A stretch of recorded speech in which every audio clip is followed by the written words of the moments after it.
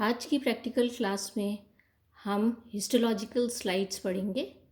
आज हम सबसे पहले टीएस ऑफ पैनक्रियस ऑफ मैमल्स देखते हैं। पैनक्रियस जो है वो एक्सोक्राइन और एंडोक्राइन दोनों ही प्रकार का एक ग्लैंड है। और टीएस पैनक्रियस मैमल हम देखें तो उसमें हमें दो प्रकार के सेल्स दिखाई देते हैं। एक होती है पैनक्रियाटिक एकिनी और दूसरे होते हैं islets of Langerhans cells. Islets of Langerhans cells में दो प्रकार के आइलेट्स ऑफ लैंगरहैंस में दो प्रकार के सेल्स होते हैं। एक होते हैं एल्फा सेल्स और दूसरे इसमें होते हैं बीटा सेल्स। एल्फा सेल्स जो होते हैं वो एक हार्मोन सिक्रीट करते हैं जिसे कहते हैं हम ग्लूकागॉन। और ग्लूकागॉन ब्लड शुगर लेवल को इंक्रीज करता है और इसकी डेफिशिएंसी के कारण हाइपोग्लाइसीमिया होता है।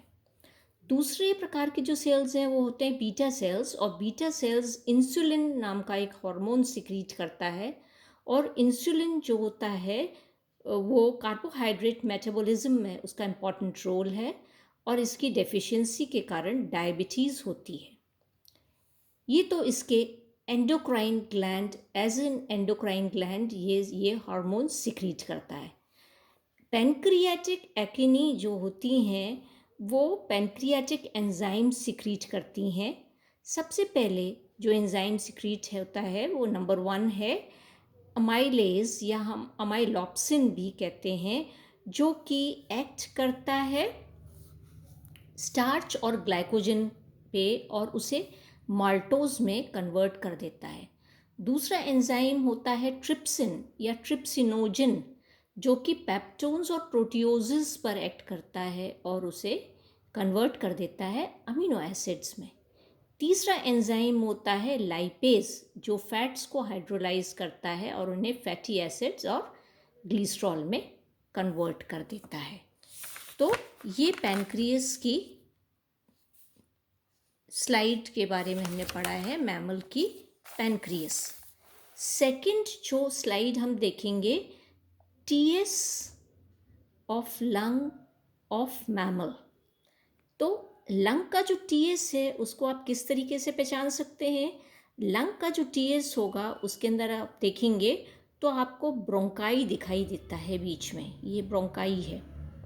और ये ब्रोंकाई जो होता है उसके बाद सर्कुलर मसल की एक लेयर लगी हुई है।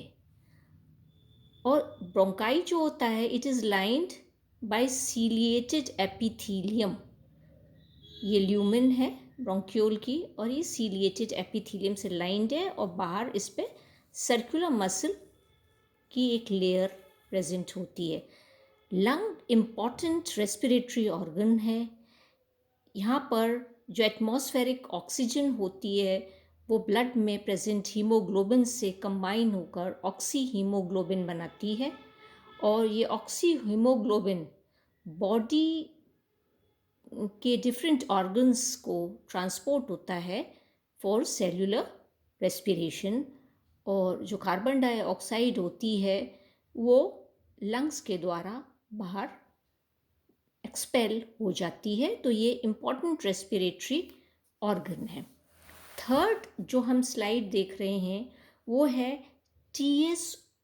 LS of kidney of mammal. तो किडनी की जो हम स्लाइड देखें तो बाहर आपको फाइब्रस ये कैप्सूल लाइक स्ट्रक्चर है यहाँ पर आप देख रहे हैं। और मैमल्स में जो किडनी होती है वो मेटानेफ्रिक किडनी होती है, बीन शेप्ड किडनी होती है। और जो किडनी होती है उसके दो पोर्शंस होते हैं, एक होता है कॉर्टेक्स और दूसरा होता है मेडुला। कॉर्टेक्स में जो होते हैं आप बोमेंस कैप्सूल जो होते हैं, जो नेफ्रिक ट्यूब्यूल्स होते हैं उनमें जो बोमेंस कैप्सूल होते हैं वो कॉर्टेक्स रीजन में पाए जाते हैं। और मेडुला में पिरामिड्स होते हैं। तो ये वाला पोर्शन जो है वो कॉर्टेक्स है और ये वाला मेडुला है जिसमें आप ये पिरामिड्स देख सकते हैं। इसके अलावा आप ये रीनल पेल्विस है, ये इसका यूरेटर है, रीनल वेन है, रीनल आर्टरी है, ये इसमें बोवेंस कैप्सूल कॉर्टेक्स में आपको दिखाई दे रहे हैं।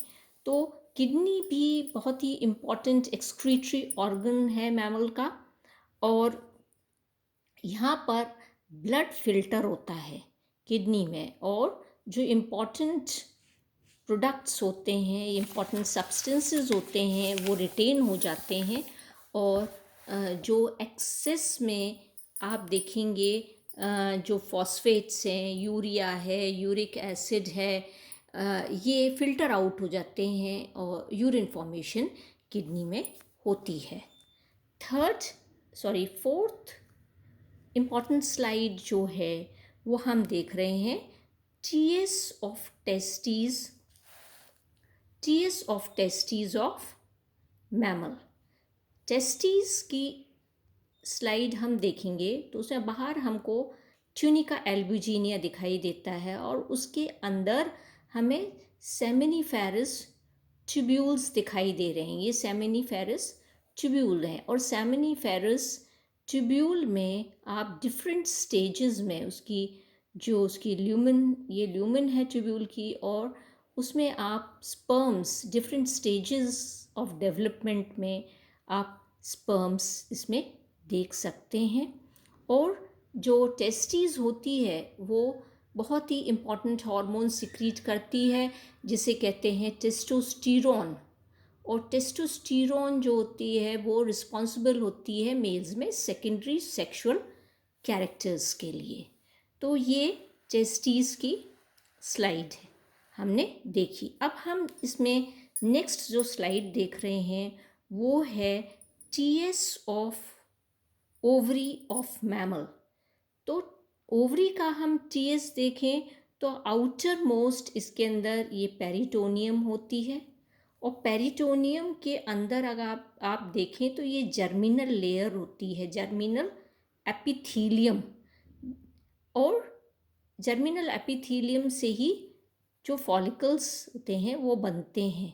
तो ये यंग फॉलिकल्स आपको दिखाई देंगे इसमें बने हुए, और ग्राफियन फॉलिकल दिखाई देता है आपको। ऊसाइट्स दिखाई दे रहे हैं, ये ऊसाइट है ग्राफियन फॉलिकल में। और उसके अलावा कॉर्पस लूटियम दिखाई देता है, ये कॉर्पस लूटियम है। उसके अलावा बाकी सारे कनेक्टिव टिश्यूज़ वगैरह हैं, ब्लड वेसल्स हैं, नर्व फाइबर्स हैं, ये सारी चीज़ें तो होती ही हैं इसमें।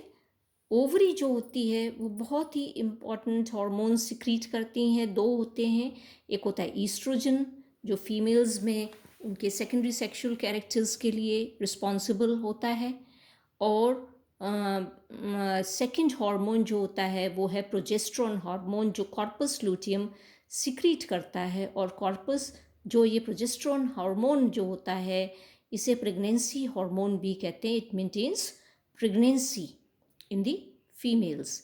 तो ये दो इम्पॉर्टेंट हार्मोन्स ओवरी सिक्रीट करती है, एक होता है ईस्ट्रोजन और दूसरा होता है प्रोजेस्टेरोन।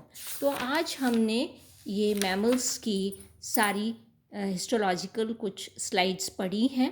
आपको इनके लेबल डायग्राम्स विद डिस्क्रिप्शन अपनी प्रैक्टिकल रिकॉर्ड में बनाने हैं, आपको लिखने हैं इसमें। और नेक्स्ट क्लास में आगे हम ऑस्टियोलॉजी पढ़ेंगे।